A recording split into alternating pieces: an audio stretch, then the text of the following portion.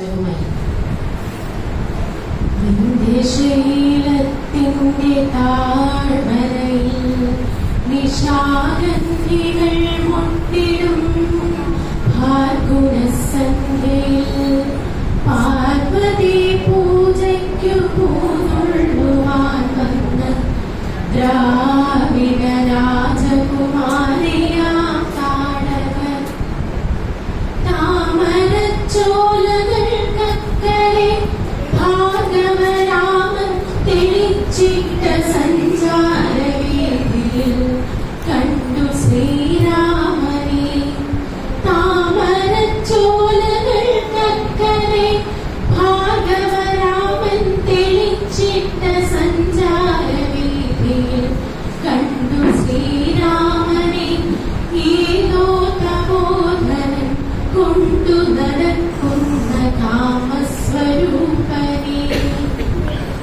സ്ത്രീഹൃദയത്തിലുന്മാദമുണർത്തുമാ മോഹനഗോപാംഗ ഭംഗിനുകന്നവൾ കണ്ണെടുക്കാനെ കണ്ണെടുക്കാനൊരഭൗമരോമാഞ്ചമായി നിന്നാൾ സലജ്ജ സകാമം സവിസ്മയം.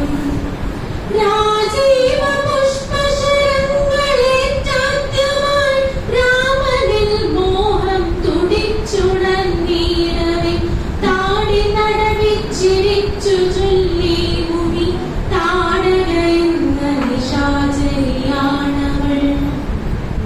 ആയഗോത്രത്തലവന്മാരനുചരന്മാരുമായി ദക്ഷിണ ഭാരത ഭൂമിയിൽ സംഘങ്ങളായി വന്നു സംസ്കാര സംഹിതയാകെ തിരുത്തി കുറിച്ച നാൾ.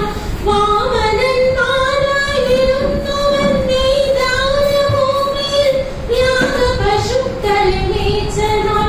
ദ്രാവിഡ രാജകിരീടങ്ങൾ ഈ മണ്ണിലിട്ടു ചവിട്ടി ഉടച്ച നാൾ.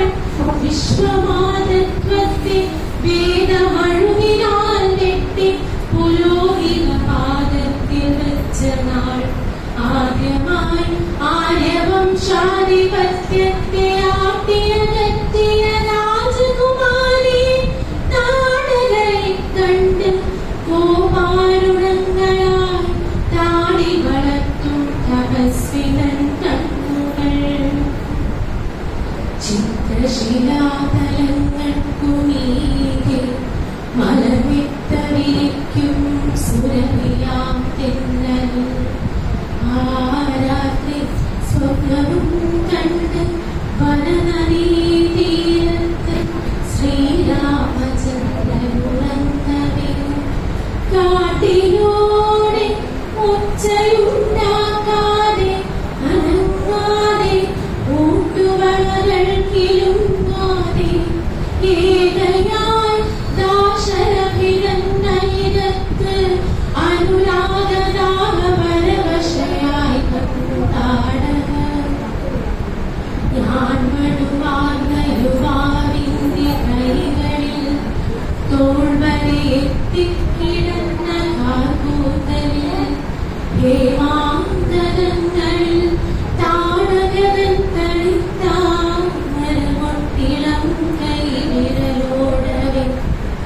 ഞാൻ മടുവാർന്ന യുവാവിന്റെ കൈകളിൽ തോൾവരെ